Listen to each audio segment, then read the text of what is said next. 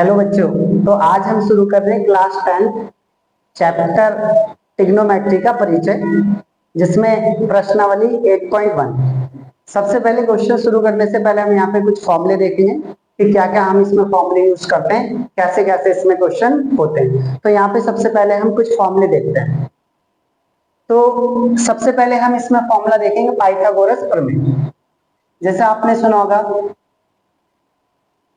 Pythagoras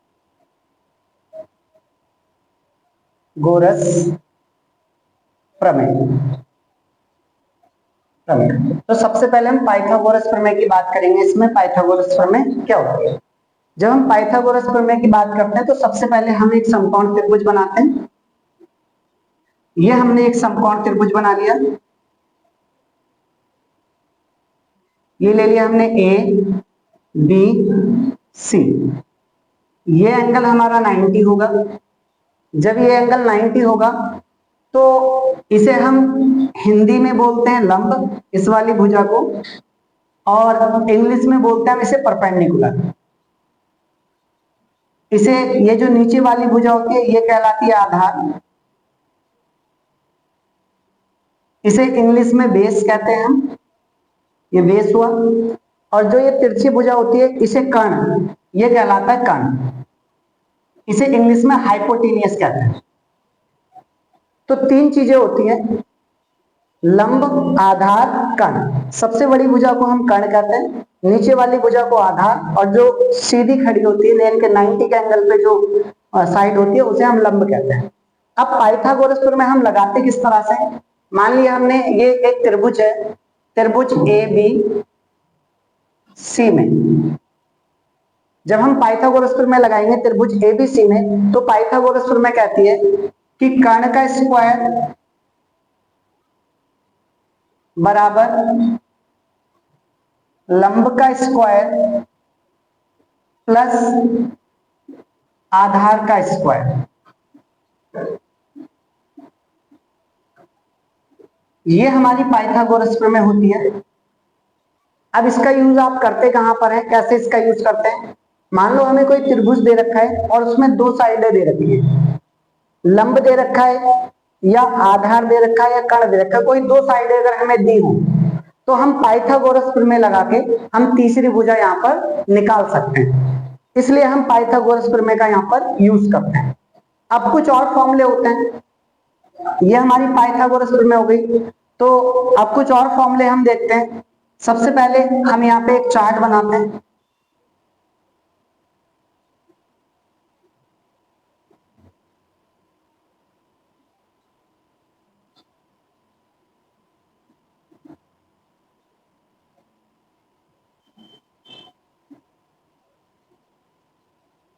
ये हमने एक चार्ट बना लिया इस तरह से।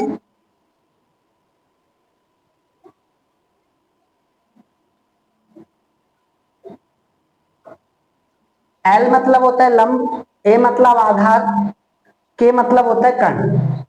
यहां पर होता है साइन थीटा, ये कॉस थीटा होता है, ये टेन थीटा होता है। टेन का उल्टा कॉट थीटा होता है,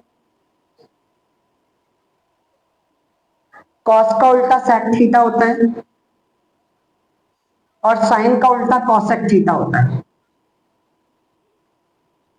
तो अब जब हम इसके फॉर्मूले देखते हैं कि कहां से, अगर हमारे पास कोई त्रिभुज है तो साइन थीटा का जो फॉर्मूला होता है, साइन थीटा बराबर होता है एल बट्टे के। इसे इस तरह से देखेंगे, एल अपॉन के।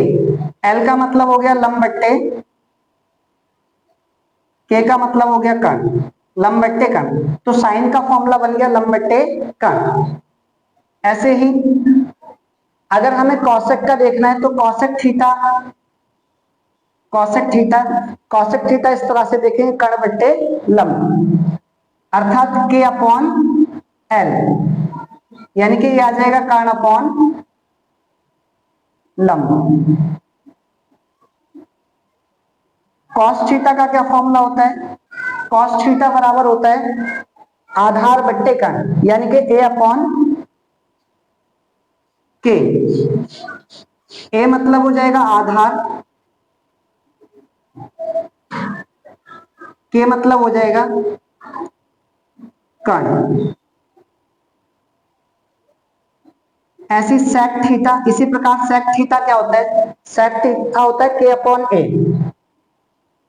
सेक थीटा को इस तरह से लेना है, कर्ण बट्टे आधार, कर्ण बट्टे आधार। टेन थीटा होता है,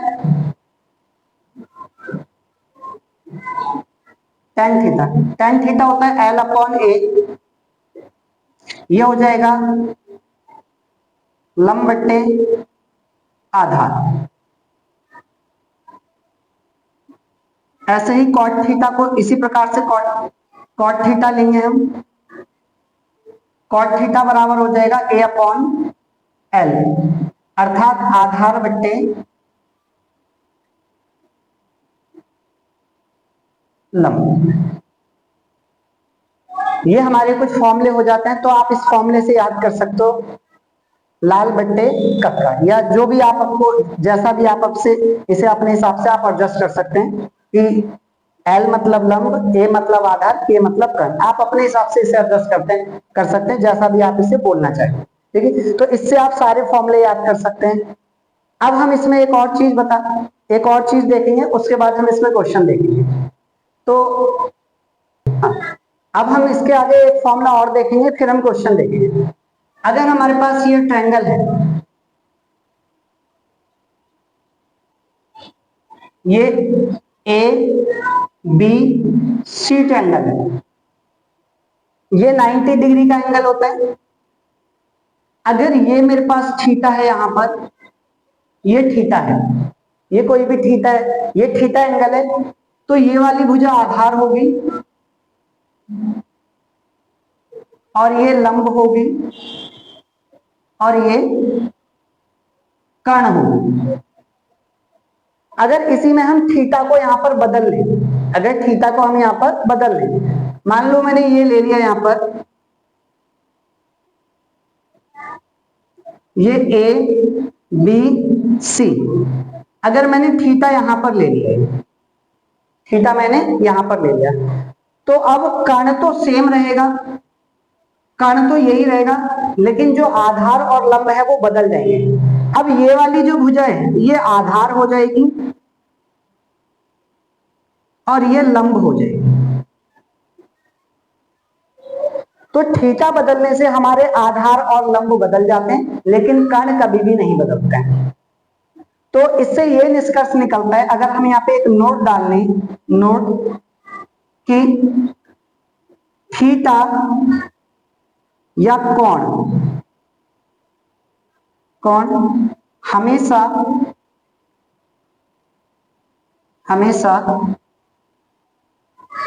आधार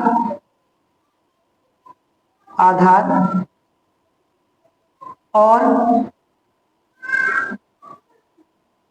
कर्ण को जोड़ता है। तो थीटा हमेशा, जो कोण होता है वो हमेशा आधार और कर्ण वाली भुजा को जोड़ता है। तो अगर थीटा बदल रहा है हमारा, अगर थीटा चेंज हो रहा है, तो वहां पर आधार और जो लंब है वो बदल जाएगा, लेकिन कर्ण कभी भी नहीं बदलेगा, कर्ण हमेशा सेम रहेगा। तो ये हमारे कुछ फॉर्मूले हो जाते हैं जो मैंने अभी आपको बताए। अब हम इस पे एक क्वेश्चन देखेंगे, एक्सरसाइज 8.1 का।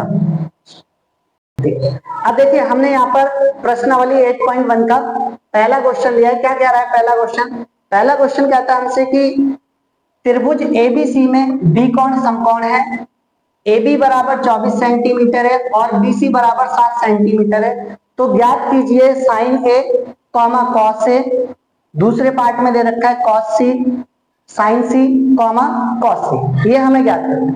तो सबसे पहले हमें AB दे रखा है और BC दे रखा है, यानी कि दो भुजाएं हमें दे रखी है, तीसरी भुजा हमें नहीं दे रखी। तो सबसे पहले हम कोशिश करेंगे तीसरी भुजा को ज्ञात करने की। तो हम एक त्रिभुज ABC, हम एक त्रिभुज बना लेंगे। यहां पर हमने एक समकोण त्रिभुज बना दिया। हम सबसे पहले एक समकोण त्रिभुज बना लेंगे। हमसे कह रहा है कि B समकोण है। आप B को समकोण, यानी कि B को आप यहां पर ले लीजिए, बी को आप यहां पर ले लीजिए, बाकी दोनों भुजाओं को, ए को यहां ले लीजिए, यहां ले लीजिए, बाकी किसी को भी कहीं भी ले लीजिए, कोई दिक्कत नहीं है। तो मैंने ए को यहां ले लिया, बी को यहां और सी को यहां। अब ये समकोण है, तो अब जब मेरा ये समकोण है तो ये आधार हो गया और ये लंब हो गया और ये कर्ण हो गया। ये मेरा समकोण त्रिभुज बनके रेडी हो चुका है। अब ए बी मुझे दे रखा है 20 सेंटीमीटर, तो ए बी की वैल्यू मेरे पास है 24 सेंटीमीटर, बी सी 7 सेंटीमीटर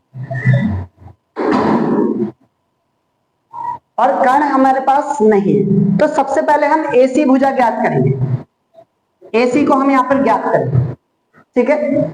तो अब जब हमने स्टार्ट किया था तो एक फॉर्मूला बताया था, एक प्रमेय बताई थी जिसका नाम था पाइथागोरस प्रमेय या पाइथागोरियन थ्योरम, ठीक है। तो मैंने उस समय बताया था कि इसमें क्या होगा कि आपको कोई दो भुजाएं दे दी जाएंगी और तीसरी भुजा आप निकाल सकते हैं। तो सबसे पहले हम त्रिभुज एबीसी में पाइथागोरस प्रमेय लगाएंगे। तो त्रिभुज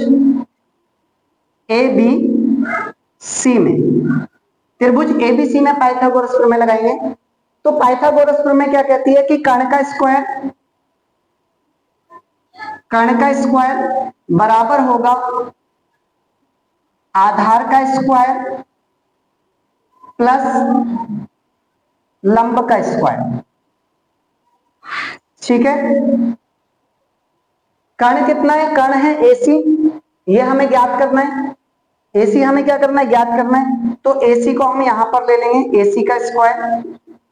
आधार कितना है? बीसी, बीसी का मान हमें दे रखा है 7 सेंटीमीटर यानी कि 7 का स्क्वायर, और लंब दे रखा है हमें 24 सेंटीमीटर यानी कि 24 सेंटीमीटर का स्क्वायर। सॉल्व कैसे करेंगे इसे देखिए यहां पर। 7 का स्क्वायर कितना हो जाएगा? 49 और 24 का स्क्वायर हो जाएगा 576 हो जाएगा। इन दोनों को ऐड कर लेंगे आप, 9 और 6 कितना हो गया? 15, 15 का 5 हासिल लगा 1, 4 और 7 कितना हो गया? 11, 11 1 12, 12 का 2 हो जाएगा, 5 1 हासिल 6, 625 हो गया। तो एसी स्क्वायर बराबर आ गया हमारे पास 625। तो एसी बराबर आ जाएगा 25। जब यहां से इसका स्क्वायर रूट लेंगे तो 625 क्या होता है? 25 का स्क्वायर रूट होता है। तो एसी बराबर हमारे पास 25 आ जाएगा। तो एसी की वैल्यू हमारे पास आ चुकी है 25। एसी की वैल्यू आ गई हमारे पास 25। तो एसी भी हमारा फाइंड हो चुका है 25। अब हमें पहला पार्ट हमसे क्या कह रहा है? पहला पार्ट हमें निकालना है sign A comma cos A. ये दो पार्ट निकालने हैं, यानी कि पहले एंगल हमें कॉस लेना है। पहले कौन सा एंगल लेना है? ये वाला लेना है, कॉस लेना, ए लेना है। जब ए लेंगे तो यहां पर क्या होगा? अगर हम थीटा इसे ले रहे हैं यहां पर, अगर थीटा इसे लेते हैं तो मैंने बताया था कि जो थीटा जोड़ता है वो हमेशा आधार और कर्ण वाली भुजा को जोड़ता है, यानी कि हाइपोटेनियस और बेस को जोड़ता है। तो जब हम थीटा इसे लेंगे तो ये मेरा क्या हो जाएगा? चेंज हो जाएगा, ये बेस हो जाएगा यानी कि ये आधार हो जाएगा और ये लंब हो जाएगा। ये क्या हो जाएगा? लंब हो जाएगा। तो साइन ए निकालिए। अब फॉर्मूले लिखे थे हमने लाल बट्टे, ये फॉर्मूले यहां पर लिखे थे, ये फॉर्मूले। तो ये होता है हमारा, पहला होता है साइन होता है लंब बट्टे कर्ण। साइन क्या होता है? लंब बट्टे कर्ण। तो साइन होता है लंब बट्टे कर्ण। लंब आ जाएगा 7 और कर्ण आ जाएगा 25। तो साइन ए बराबर आ चुका है हमारे पास 7/25। दूसरा क्या है? Cos A. अब हमें निकालना है कॉस ए। कॉस होता है हमारे पास, कॉस होता है आधार बट्टे कर्ण। कॉस थीटा होता है आधार बट्टे कर्ण। आधार आ जाएगा 24 सेंटीमीटर और कर्ण आ जाएगा 25 सेंटीमीटर, ठीक है। तो कॉस ए बराबर आ गया 24 अपॉन 25। कॉस ए बराबर आ जाएगा 24 अपॉन 25। अब दूसरे पार्ट में हमें क्या क्या निकालना है? दूसरे पार्ट में निकालना है हमें साइन सी कॉमा कॉस सी। अब हमें सी वाला एंगल लेना है। कौन सा एंगल लेना है? सी वाला। अब जब सी वाला एंगल लेंगे तो ये हमारा एंगल हो गया, यानी कि ये थीटा हो गया। जब ये थीटा हो गया तो अब ये आधार हो जाएगा, ये आधार हो जाएगा, ये लंब हो जाएगा, कर्ण वही रहेगा। तो फिर से हम साइन सी निकालेंगे। साइन सी, साइन हो जाएगा लंब बट्टे कर्ण, साइन हो जाएगा लंब बट्टे कर्ण। लंब कितना आएगा? 24 और कर्ण आ जाएगा हमारे पास 25।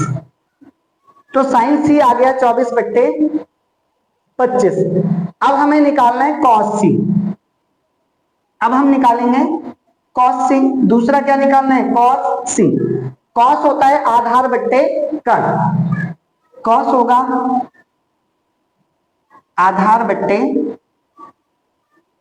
कर्ण, कॉस हो जाएगा आधार बट्टे कर्ण, आधार 7 और कर्ण हो जाएगा 25। तो कॉस सी बराबर आया 7 अपॉन 25। ये हमारे आंसर आ जाते हैं। ये हमारा पहला क्वेश्चन कंप्लीट हो जाता है और अगला क्वेश्चन हम नेक्स्ट वीडियो में करेंगे। तब तक के लिए